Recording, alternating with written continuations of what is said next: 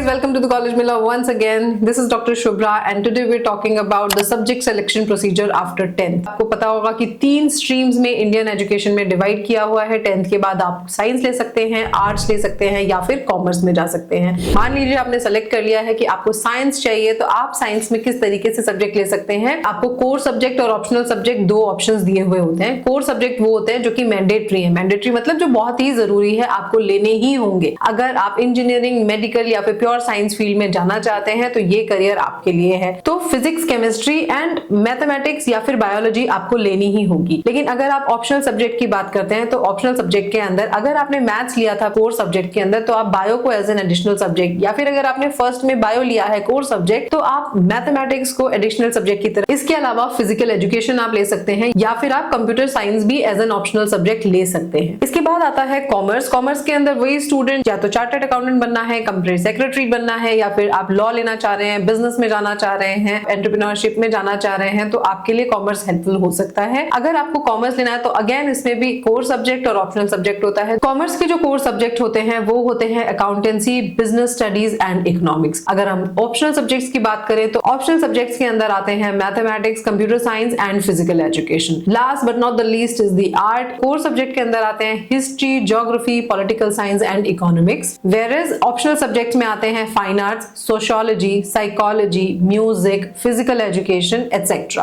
अब subject selection process के अंदर एक चीज और बहुत इंपॉर्टेंट है, वो है आपका स्कूल।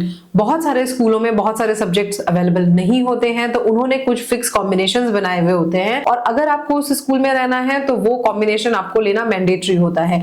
मेरा एग्जांपल दूं तो मेरे स्कूल के टाइम पर सिर्फ फिजिक्स, केमिस्ट्री एंड बायोलॉजी था, whereas I was willing for maths, but maths था ही नहीं। और ऐसा ही आर्ट्स में भी था कि आर्ट्स में भी कुछ फिक्स सब्जेक्ट्स ही थे, जबकि कॉमर्स हमारे स्कूल में थी ही नहीं। तो यहाँ पर अगर किसी स्टूडेंट को कॉमर्स लेना है या मैथ्स लेना है तो उन्हें स्कूल चेंज करना होता था। आप इस बात को याद रखिएगा कि अगर आपने स्कूल में एडमिशन ले रखा है तो आप पहले से सब्जेक्ट के बारे में पता कर लें। ऐसा नहीं हो कि आपने एडमिशन ले लिया, आपने फीस पे कर दी and now you don't know career कैसे चूज करें। रैंडम चूज नहीं करना है, चूज वाइजली। आप पहले से देख लीजिए कि स्कूल वो कॉम्बिनेशन जो आपको चाहिए वो प्रोवाइड कराता है या नहीं कराता है, whether you can take admission into another school और नॉट। तो ये सारी इंपॉर्टेंट चीजें आप ध्यान रखिएगा। इसके एडिशनल टिप्स की बात करें तो एडिशनल टिप में आता है रिसर्च। जितनी आप रिसर्च कर सकते हैं उतनी रिसर्च कर लीजिए, क्योंकि एक बार जब आप सब्जेक्ट ले लेते हैं तो now it has become very difficult to change your subject. तो आप बहुत सोच समझकर रिसर्च करके, पूछ के, जितने एक्सपर्ट्स हैं उनसे बात कीजिए और फिर ही अपना सब्जेक्ट सिलेक्शन कीजिए। Do your self assessment also. Self assessment के बहुत सारे टेस्ट होते हैं, नेट पे फ्री में भी बहुत सारे टेस्ट होते हैं एंड करियर काउंसलर्स के पास जाते हैं तो वो भी आपका असेसमेंट करके देते हैं कि आपकी जो बेसिक लाइकनेस है वो क्या है, आपका जो बेसिक बिहेवियर है वो क्या है, और उसके बेसिस पर भी आपको हेल्प मिल जाएगी करियर सिलेक्शन में। Last and very important part is don't rush. आपको जल्दबाजी नहीं करनी है किसी भी डिसीजन को लेने के अंदर। आप बहुत सोच समझकर किसी डिसीजन को लीजिए। आपका डिसीजन इन्फॉर्म्ड डिसीजन होना चाहिए। आपको पता होना चाहिए कि आप जो सब्जेक्ट चूज कर रहे हैं उससे आप क्या क्या कर सकते हैं, आप क्या करना चाहते हैं और क्या आप नहीं कर पाएंगे। See you in the next video of this series career, where we will talk about what after 12th और उसके हम डिफरेंट सब्जेक्ट की डिफरेंट स्ट्रीम्स लेंगे।